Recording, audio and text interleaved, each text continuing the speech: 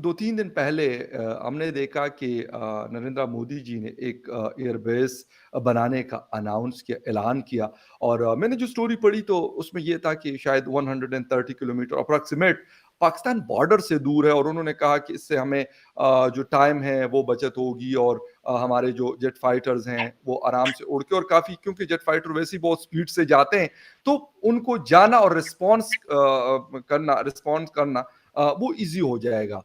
क्या जी। है इसके पीछे पाकिस्तान के साथ क्योंकि करीब है तो इस वजह से मेरा इंटरेस्ट और ज़्यादा हो गया। एयर बेसिस तो पता नहीं और भी बहुत बेशुमार होंगे हिंदुस्तान के पास, मुझे सबका नहीं पता। लेकिन क्या मेन वजह क्या थी इस एयर बेस को बनाने की? देखिए फाज़िल भाई, शो पे बुलाने के लिए धन्यवाद। और आपने सही कहा कि आपके सवाल में काफ़ी सही सवाल हैं, क्योंकि कारण ये है कि आपने बोला भाई फाइटर जेट की स्पीड तो मैक 3 पे है, तो बिल्कुल, 130 किलोमीटर तो कुछ होता ही नहीं। मतलब बिल्कुल। 130 किलोमीटर फाइटर जेट के लिए क्या होता है? कुछ कुछ मिनटों भी की नहीं, बात है। कुछ भी नहीं। मतलब जितने टेक ऑफ लैंडिंग में शायद ज़्यादा टाइम लगता है। तो अब बिल्कुल सर। एक और एयरबेस बनाने का कारण क्या है? देखिए, जी, पहली बात तो ये है, कुछ क कई सारे पहलू हैं। देखिए, एक हम अपने इस साइड को स्ट्रेंथन कर रहे हैं। एक हमारा सागरमाला करके इनिशिएटिव है, जिसमें हम पूरे रीजन की सुरक्षा को लेके बात करें। आपने अपना सैटेलाइट भी लॉन्च जी, किया, जिसका हम एक्सेस अभी पूरे अपने जो बाकी कंट्रीज़ हैं, उनको दे रहे हैं, अपने साथ की कंट्रीज़ जो जी, हैं। एक आप देखिए 2-3 चीज़ें हुई, अगर आप थोड़ा क्लोज़ली इसको मॉनिटर करें। पहले हमने अपना अंडमान अंडमान जो है ना, अंडमान निकोबार दोनों तरफ से जो नीचे अंडमान कमांड को हमने स्ट्रेंथन किया, क्योंकि चाइना से जो रास्ता आता है, जो स्ट्रेट ऑफ मलाक्का से, वहाँ से बहुत पास है। तो उसको वहाँ एयरफील्ड्स बनाए गए, बेसेस बनाई गई, काफ़ी मिसाइल सिस्टम लगाए गए, काफ़ी चीज़ें अपग्रेड की। जी, जो ओपन मीडिया में बातें आपने भी पढ़ी होंगी, तो वो जी, चीज़ें वहाँ हो रही हैं। उसके ऊपर जो हम आ रहे हैं, अब हमने गुजरात पे स्ट्रेंथनिंग करने की काम शुरू किया, क्योंकि नीचे काफ़ी कुछ हो गया है और बाकी वर्क इन प्रोग्रेस है। ठीक है? तो ये हमारा नीचे का प्रोग्रेस। अगर हम ऊपर की जी, बात करें, तो अब गुजरात में ठीक है, हमें अपने एयरबेस को बढ़ाना है, हमें स्ट्रेंथनिंग करनी है। एक रूटीन चीज़ें ये चलती रहती है, राइट? ये सब मिसाइल्स की डिप्लॉयमेंट, नए फाइटर लाना, हेलीकॉप्टर लाना, एलसीएच वगैरह, ये सब पे हम बात कर चुके हैं, रूटीन चीज़ रही है। जी, बिल्कुल। गुजरात में एक चीज़ है जो आपके सवाल में ही जिसकी तरफ इशारा था। जी, जी, भाई 30 किलोमीटर है, तो वहाँ नई एयरबेस बनाने का मतलब क्या है? एक कुछ जी, जी, एक मिलिट्री रीज़न्स होंगे कुछ, जिसके राइट। कारण बनाया होगा, और जो ओपन डोमेन में नहीं है, तो ज़ाहिर-सी बात है, मुझे नहीं पता होगी। पर एक और रीज़न है जो मैं आपको बताऊँगा कि आपके पाकिस्तान में एक जगह है केटी बंदर। केटी केटी बंदर, बंदर। हाँ, केटी बंदर आपको भी पता, मुझे पता किस लिए फ़ेमस है। केटी बंदर में मैंग्रोव्स है, बॉर्डर बहुत बड़ा उल्टा-सीधा है, जी, और वहाँ बिल्कुल। छोटी-छोटी नाव में लोग इधर-उधर जाते हैं। बिल्कुल। ये जो दाऊद इब्राहिम की कंपनी है, ये डी कंपनी कहते हैं, ये जो चमन बॉर्डर से ड्रग्स आते हैं, जी, इनकी जो रूटिंग होती थी, पहले होती थी अंडमान निकोबार से इंडिया के अंदर। जब अंडमान निकोबार वाला सिस्टम टाइट हो गया, अब जी, केटी बंदर वाला रूट यूज़ किया जाता है। केटी बंदर के थ्रू ये ड्रग्स इंडिया में गुजरात के थ्रू यहाँ लाए जाते हैं। जी, मतलब ये है, देखिए यही तरीका नहीं, और भी है, बट जो बड़ा एक जहाँ है, यहाँ ये लाया जाता है। और वहाँ की टेरेन ऐसी मैंग्रोव्स है, मतलब कहीं पानी है, कहीं कुछ है, कहीं कुछ है, तो वहाँ पे उसको मतलब इफेक्टिवली मैनेज करना आसान नहीं है। और ये मेनेस बढ़ता जा रहा है, जो ड्रग्स का इंडिया में आना-वाना कम हो गया, इसीलिए जो बड़े-बड़े ड्रग्स के कंसाइनमेंट पकड़े जा रहे हैं हमारे पोर्टों में, वो क्यों पकड़े जा रहे हैं? क्योंकि जो अल्टरनेट रूट है, वो कहीं न कहीं बंद हो रहे हैं। ओके। अल्टरनेट रूट कहीं न कहीं बंद हो रहे हैं, इसलिए मजबूरी में कंटेनरों में भर के जा रहे हैं। अभी हमने शायद 12,000 करोड़ या 1,200 करोड़ की एक शिपमेंट पकड़ी। अभी कुछ 10-15 दिन पहले मैंने ट्वीट भी किया था। जी, मुझे याद नहीं, 1200 या 12,000 करोड़ है। मतलब दोनों में से एक है, I am sorry, I don't remember the number जी, करेक्टली। जी, जी, बहुत बड़ा कंसाइनमेंट पकड़ा गया। अब यहाँ क्या होगा, जैसे यहाँ एयरबेस बनेगी, इसकी कवायद भी काफ़ी टाइम पहले शुरू हुई, ज़मीन भी हुई थी, पर इसको बनाना कहीं न कहीं प्रायोरिटी में था नहीं। अब जब से ये एक्टिविटी बढ़ी है, इस एरिया को अगर आपको कंट्रोल करना है, तो आप एयर पावर से एक डिटरमेंटल फोर्स होगा, एयर पावर, ड्रोन्स होंगे, रिकॉग्निसेंस एयरक्राफ्ट होगा, अनार्म्ड सर्वेलेंस व्हीकल्स होंगे, जी, और इन सब चीज़ों के कारण आपको इस एरिया को कहीं न कहीं सील करने की ज़रूरत है। जी, क्योंकि अगर आप केटी बंदर को सील नहीं करोगे, तो कहीं न कहीं ये जो मुसीबत है, ये रुकेगी नहीं। इस मुसीबत को रोकने के लिए, मुसीबत रुकेगी तो पैसे रुकेंगे तो टेररिस्ट फंडिंग रुकेगी। देखिए, सारा जी, चीज़ तो पैसे से चलता है। और अगर यहाँ हमने ड्रग्स को रोक लिया, तो दुनिया में एक जो आगे ड्रग्स का चेन बढ़ता है, हुँ, वो भी कहीं न कहीं टूट जाएगा, या कम हो जाएगा, काफ़ी हद तक कम हो जाएगा। तो एक आइडिया ये भी है कि भाई हमें यहाँ पे एक एयरबेस बनाने की ज़रूरत पड़ रही है। तो अब आप ये भी जानते हैं अच्छा कि हाँ जी। अच्छा, एक एक मतलब बेसिकली मैं जो उन्होंने वहाँ पे स्पीच की थी, तो उनका एक आर्टिकल मैं उस हवाले से पढ़ रहा था कि नरेंद्र मोदी जी ने कहा उनके विज़न के हवाले से कि security and growth for all in the हाँ, रीजन, गालिबन सागर सगार उन्होंने सागर Sagarmala. Sagarmala. Okay. India's engagement in the Indo-Pacific region is inclusive, he said. Today, from the international security to the global trade, maritime security has emerged as a global priority.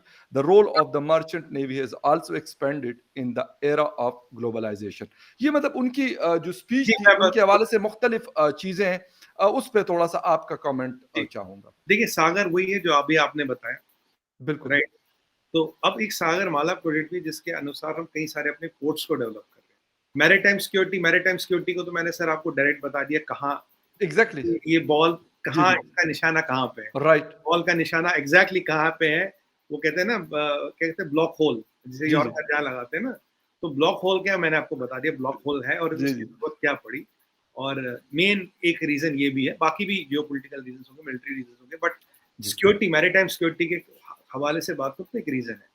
Sagarmala में एक और option है, क्योंकि देखिए हमें क्या करना है, हमने अपने पोर्ट्स बढ़ाने हैं, क्योंकि लॉन्ग रन में अगर आप सागरमाला को ऑपरेशन गति के साथ जोड़े जिसमें ट्रांसपोर्टेशन होगा, ट्रांजिट होगा, ये वो जी, फास्टेस्ट रूट्स होंगे, डेडिकेटेड जी, फ्रेट कॉरिडोर होंगे, ये होंगे, ताकि फैक्ट्री से मालाएं मिनिमम टाइम में सी पहुंचे, मिनिमम टाइम पे समुद्र पे चढ़े और जाए। राइट, हम अपने एक्सपोर्ट्स को डबल करने की सोच रहे हैं आने वाले 6 सालों में। तो करीब करीब हम हमारा आइडिया है कि आने वाले 6 से 10 सालों में हम $1 ट्रिलियन का एक्सपोर्ट करें और उसमें से 80 से 90% माल जाएगा सी के थ्रू। तो ये ओके, जो सागरमाला है, ये जो हमारा ऑपरेशन गति है, तो ये जो नए पोर्ट्स हम बना रहे हैं पूरे अपने जो हमारा नीचे का वी शेप है कंट्री का उसके आसपास, ये सब उसी इनिशिएटिव का पार्ट है। उसमें मर्चेंट नेवी का रोल मोदी जी ने समझाया, बहुत बड़ा है। क्योंकि अगर आपको 1 ट्रिलियन का एक्सपोर्ट करना है, देखिए अगर कोई एक्सपोर्ट जहाज में तो डाल के होंगे नहीं ना समुद्र के, सॉरी बिल्कुल, हवाई जहाज में तो होंगे नहीं, समुद्री जहाज में बिल्कुल, शिप के ज़रिए होगा। ठीक है। मर्चेंट नेवी का रोल आता है और मैरीटाइम सिक्योरिटी का रोल आता है, क्योंकि अभी हमने देखा काफी बड़े बड़े ड्रग्स की कंसाइनमेंट वगैरह जी, पकड़ी जा रही है। जितना हम सिस्टम को टाइट कर रहे हैं, तो पोर्टो को यूज करने की कोशिश कर रहे हैं कि अभी इसमें छुपा के भेजे, कभी उसमें छुपा के भेजे। तो अब एक बड़ा दिलचस्प वो किस्सा भी देखा था मैंने, एक कोई कहीं ड्रग पकड़े गए तो सीएनएन का कोई कॉरेस्पॉन्डेंट वहां वो उसको कवर करने गया। जब जी, वो जब वो जलाए गए तो उसको भी थोड़ा बहुत, तो वो तो घूम गया 1 मिनट में ही। एक मिनट वो घूम गया, वो जी, भाग जी, गया। देखिए ये चीज आदमी और आदमी की नस्ल को बर्बाद कर रही है, पर ये बहुत बड़ा बिजनेस है, जी, बिल्कुल, बहुत बड़ा बिल्कुल। बिजनेस है। तो इसीलिए इस सब चीज़ों को कहीं न कहीं कंट्रोल किया जा रहा है। मोदी जी ने उसमें ये भी बोला था, बोला देखिए अभी जो मेक इन इंडिया है, अभी हम करीब-करीब फ़खर भाई 2 बिलियन से ज़्यादा का डिफेंस एक्सपोर्ट हमने शुरू कर दिया। जी, 70 से ज़्यादा कंट्रियों में हमारा माल जा रहा है सर डिफेंस का। करीब 500 से 800 आइटमें ऐसी, अभी 100 आइटमें हमने पीछे और ऐड करी थी इसी मीटिंग में। जी, ऐसी है जो नॉन इम्पोर्ट लिस्ट में कि भाई इम्पोर्ट आप नहीं कर जी, सकते। अभी आपने देखा डिफेंस एक्सपो में अफ्रीका की सारी कंट्री आई थी। हाँ, अफ्रीका से करीब 64 कंट्रियाँ थी हमारे पास। देखिए अफ्रीका को क्या चाहिए? एक रिलायबल और एक स्केलेबल टेक्नोलॉजी चाहिए। यस, देखिए 110 मिलियन का जहाज, $300 मिलियन का जहाज वो अफोर्ड नहीं कर सकते। बिल्कुल, उन्हें चाहिए जो रीज़नेबल हो, स्केलेबल हो और जहाँ हम उनका ना वो खून चूसने के लिए नहीं बैठे। बिल्कुल ठीक। डायरेक्ट बोलो। तो वो दवाई की बात करें, वो आप सोलर की बात करें, वो हम आईटी की बात करें, इंफ्रा की बात करें या वो डिफेंस की बात करें, वो सब हम जी, उनको दे सकते हैं। आने वाले टाइम में अफ्रीका हमारा बहुत बड़ा मार्केट हो रहा है, क्योंकि हमारी गुडविल वहाँ अच्छी है। चाइना ने यस, वहाँ डेट ट्रैपिंग कर रखी है, चाइना का नाम खराब है। तो अब और मैं फगर भाई आपको बोलूँ, आने वाले जी, 7 सालों में we are planning to export of weapons of $7 billion within 10 to जी, 15 years. Around 15 years from now, 10 to 15 years we are targeting export of $100 billion. जी। अभी हम नट नंबर 1 इंपोर्टर थे, अब $100 बिलियन का एक्सपोर्ट करने की पूरी कवायद में लगे हैं। ये बिल्कुल ये मतलब उन्होंने अपनी स्पीच में ये सारी चीज़ें जो है वन बाय वन उन्होंने काफ़ी डिटेल स्पीच की थी और उसमें ये सारी चीज़ें उन्होंने बोला है कि क्या-क्या चीज़ें हम बना रहे थे और पहले हम इम्पोर्ट क्या करते थे और अब हम जो सेल्फ रिलायंस की तरफ जा रहे हैं, अपनी चीज़ें खुद प्रोड्यूस कर रहे हैं और स्पेशली और अपने फोर्सेस को ये सारा कुछ दे रहे हैं। अच्छा, उन्होंने एक बात की कि the international border is just 130 kilometre away if our forces, especially the air force, will be in DISA Galiban, हाँ, दे सकते हैं। okay, we shall be able to respond in a much better way to any challenge on the western border.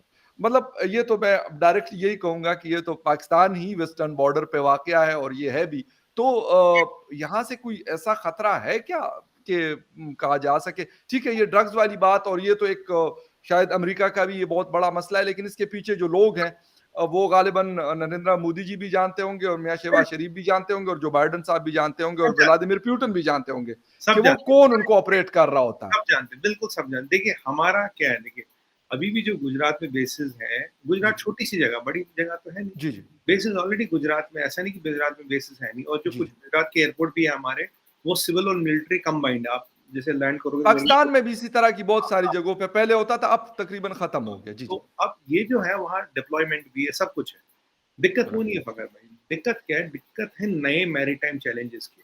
Okay अगर हमें business करना है, ये करना, देखिए आपने सही बोला, अगर मैक 3 पे राफेल उड़ रहा है तो 130 किलोमीटर तो कुछ नहीं होता। सेकेंड्स में से 130 किलोमीटर के लिए आपको, अगर आप तोपों का वहाँ कोई एक कैंटोनमेंट बनाने या रेजिमेंट रखे तो समझ आता है। 130 बिल्कुल किलोमीटर तोप के लिए फायदा, तो फाइटर जेट के लिए तो कुछ भी नहीं 130 कुछ किलोमीटर। भी नहीं कुछ भी तो नहीं। ये क्या है, ये जो नए चैलेंजेस आ रहे हैं ना, ये जो अब देखिए आज ड्रग्स आ रहे हैं, कल को हीरोइन आएगी, फिर हथियार आएंगे। जी आज एक और समस्या है, ड्रोन्स को यूज किया जा रहा है हथियार ट्रांसपोर्ट करने के लिए। बिल्कुल बिल्कुल तो बिल्कुल ड्रोन्स और drugs, D for drones, D for drugs और डी फॉर हम्म दाऊद, तो तीनों ही चीजें हैं ये। 3Ds तीन तीन डी। तो ये 3 डीओ का जो 3D कॉम्बिनेशन है, ये कहीं न कहीं जाके भारत को तकलीफ दे रहा है। मैं मतलब ये सबको हम्म पता है, कोई इसमें छुपाई बात नहीं है। और हम चाहते हैं, देखिए हमारे सरज़मीन को होते हुए ड्रग्स ना जाए। कोई अल्टरनेट रूट हो, कुछ हो, वो अच्छी बात है वो अच्छी मैंडेट बात है। करेंगे। ये बिल्कुल ये तो खैर बहुत टच जबरदस्त चीज है। वुड, हमारे यहाँ ड्रग्स की समस्या अभी तक नहीं है। बट अगर जी हम जी लापरवाह रहे, मैं डायरेक्ट बोलता हूँ, आने वाले 10 साल, 15 साल में क्या होगा, कुछ नहीं कह सकते। हाँ, बेशक एक बिल्कुल स्टेट है बिल्कुल। हमारा पंजाब, वहाँ थोड़ी बहुत समस्या बढ़ गई है। ऐसा अच्छा नहीं बढ़ अब गई है। सुमित जी नरेंद्र मोदी जी ने कहा कि जी 2000 में वो गुजरात के सीएम थे, उस वक्त से वो ये सारी कोशिशें कर रहे थे, लेकिन जो सेंट्रल गवर्नमेंट थी उन्होंने इस पे वर्कआउट नहीं किया और इसको इसीलिए तकरीबन 14 ईयर्स से ज्यादा लग गए इन सारी चीजों को होने में, क्योंकि वो शायद इंटरेस्ट नहीं ले रहे थे या जो भी मसले थे उस वक्त नहीं कर रहे थे जिस वक्त वो सीएम थे गुजरात के। देखिए, एक बार एक हमारे यहाँ पिक्चर बनी थी, नाम मुझे ध्यान नहीं आ रहा, वो अजय देवगन की पिक्चर थी। उसमें ये बताया था कि, नाम नहीं आ रहा, उसमें पाकिस्तान की वॉर ही थी। पाकिस्तान ने एक एयरवे की जो रनवे तबाह कर दी थी, फिर उसको फिर रिपेयर किया, जैसे-तैसे जहाज़ों को उड़ाया गया, मतलब जी जी बड़ा लफड़ा हुआ उसमें, ठीक है? तो वो था कि देखिए, एक तो जब आपकी एयर बेसेस बनती है तो ज्योग्राफिकल अटेंडेंस आ जाता है। और अब जो नए जहाज़ हैं उनको बहुत ज़्यादा रनवे भी नहीं चाहिए। शॉर्ट और टैग अप करते हैं वो। अब जो नए रनवे बन रहे हैं वो काफ़ी रेजिस्टेंट भी होते हैं। तो नई टेक्नोलॉजी का मतलब है एडिशन इन पावर, ये तो एक ज़ाहिर-सी बात है, ये चाहिए और वेस्टर्न बॉर्डर पे चाहिए। जी बट अब आप देखेंगे, जो पहला S-400 भी लगा था वो पंजाब की तरफ लगा था, ऊपर नहीं लगा। बिल्कुल बिल्कुल ऊपर याद है। अब लग रहा है, ऊपर अब लग रहा है, क्योंकि जी जी बिल्कुल। सीधी-सी बात है, चाइना एयरफोर्स के 40 जहाज़ अस्करडू में थे। काफ़ी टाइम में हम्म अस्करडू में थे, वो क्या कर रहे थे वहाँ पे? 40-40 जहाज़, 40 जी जहाज़ जी का नंबर नहीं होता। तो हमें भी देखिए, मतलब हम भी तो इधर और नज़र रखते हैं ना, कहाँ क्या हो रहा हाँ है, लाजमी बात है बिल्कुल कहाँ चीज़ें बिल्कुल। बदल रही है, क्यों बदल रही है। और देखिए अभी बाजवा साहब कह रहे थे जी पीस चाहिए, ये चाहिए, बाजवा साहब खुद ही बोल रहे हैं कि यार 5 हफ्ते बाद मैं रिटायर हो रहा हूँ। हाँ अब बिल्कुल नया हाँ कौन आएगा, उसके दिमाग में क्या है, क्या सोच है, क्या प्रोसेस है। अब शरीफ साहब रहेंगे, अब फिर आप नियाज़ी साहब पे तो 5 साल का वो लग गया, बैन लग गया, आ बैन, जाएंगे। हाँ, बैन हटेगा, नहीं हटेगा। तो चीज़ें काफ़ी वोलेटाइल है, मिलिट्री स्ट्रेंथनिंग ज़रूरी है। और साथ के साथ ये जो चीज़ है ना, देखिए फ़खर भाई, ये जो ड्रग्स है, ये नस्ल को बर्बाद कर देते हैं। इनका इम्पैक्ट हम्म बहुत बड़ा है, इनका इम्पैक्ट आप फाइनेंशियल ना कुछ सोचे, मतलब कुछ हज़ार करोड़ का इम्पैक्ट नहीं, इनका इम्पैक्ट है सीधी जनरेशन का ट्रेड ऑफ। और इस जनरेशन के नस्ल को खराब करने में हमें रोकना है, क्योंकि देखिए मोदी जी को भी 8 साल तो हो गए ना गद्दी पे। बिल्कुल अब 8 साल बिल्कुल पहले ज़रूरत क्यों नहीं पड़ी, आज ज़रूरत क्यों पड़ी? आंसर उसी में है। वो पहले दिन चाहते तो बनवा देते, उनके लिए कौन-सी बड़ी बात है। 8 साल बाद अगर बिल्कुल उनको नौबत पड़ी, तो उसका कारण तो वो कुछ तो बदला 8 साल में। देखिए अंडमान से रूट रुक गया, अब यहाँ से आने लगा, तो इसीलिए इस चीज़ की ज़रूरत और भी बढ़ जाती है। ऐसा नहीं ओके केवल इसी कारण है, इस चीज़ की ज़रूरत और भी बढ़ जाती है।